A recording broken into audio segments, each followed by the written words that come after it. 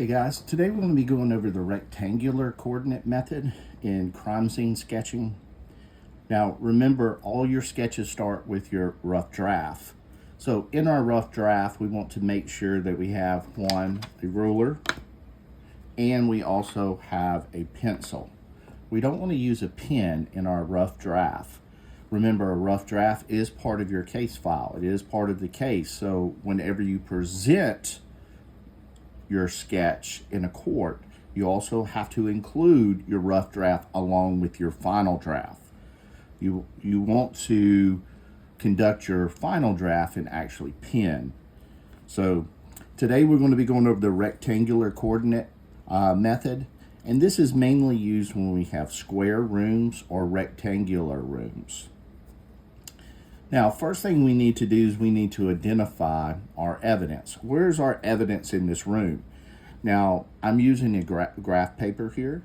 However, you do not have to have graph paper on your rough draft. You can use just a regular piece of scrap paper. The biggest thing is identifying where the evidence is, the measurements to that piece of evidence, along with the north-south direction and your ledger to explain what you have there. Okay, let's get started. So the first thing is we want to identify that we have a piece of evidence here, and we'll call that piece of evidence A. Over here, we'll have A listed as a gun. Now we have also here B. We'll list B is shell casings.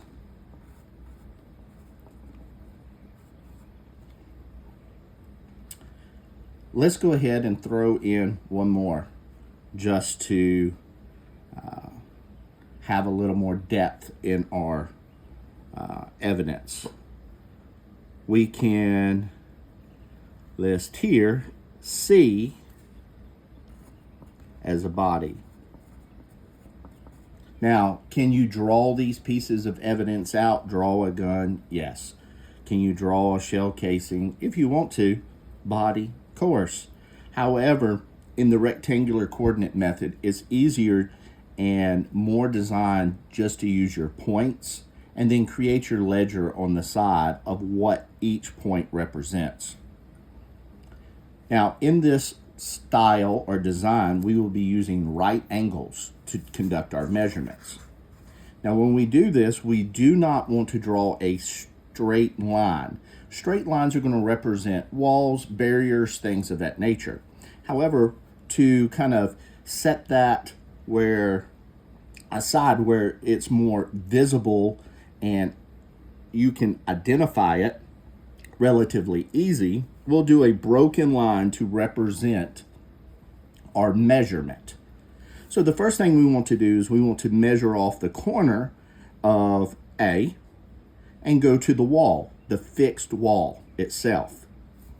Now we'll be using a ruler, depending upon how far it is. You can use a measuring tape, or even a wheel measuring device can be utilized in these types of incidents, especially if we're dealing with an outside scene. Now, what we want to do is measure off that piece. And in that measurement, we have to decide whether to look at feet and inches or utilize the metric system. Today we're going to be utilizing feet and inches. So let's say off of A, which is our gun, it's listed off of this wall at 5 feet 2 inches. However, when we measure it from this side,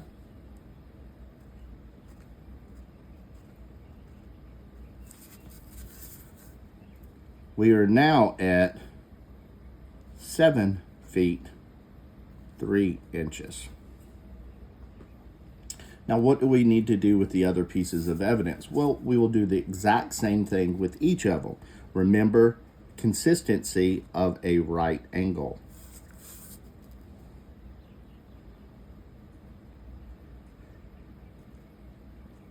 Two feet 1 inch, and then we'll go up here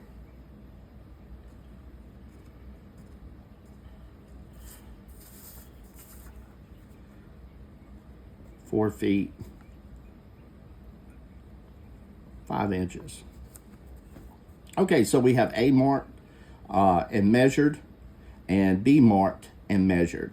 Now we know exactly where we can go in. Once we've collected this evidence, we actually could go technically and plot it right back in the spot that it was, because we have it measured out. Now, what do we do with C? Do we come down here and mark it off? Well, you can, but it's also easy to go to the closest fixed wall. So here we can go to the top.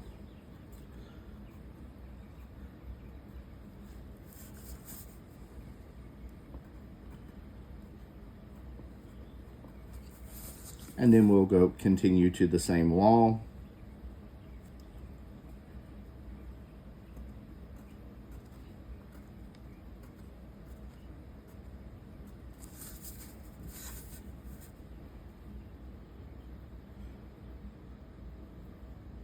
Let's go 7 feet and 6 inches. Now, typically, what would make me decide to go to the opposite wall? Well, if I'm over half the way of the actual drawed scale, then I would bring it over to the opposite direction. However, with it being on this side, I'm going to try to keep it all together, all going to one side, fluid, clean, so that way it's easy to identify and relatively easy for me to be able later on down the road to describe where each piece of evidence was and the actual measurements. Now we have our ledger over here.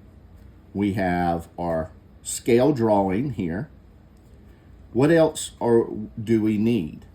Well, now we need a directional of where north actually is on our scale. So let's say that north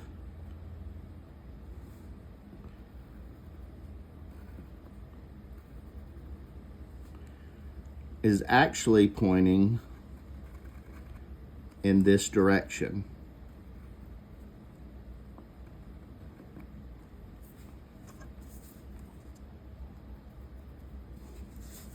So we can show and be able to explain how each piece of evidence is relatively related to the north direction.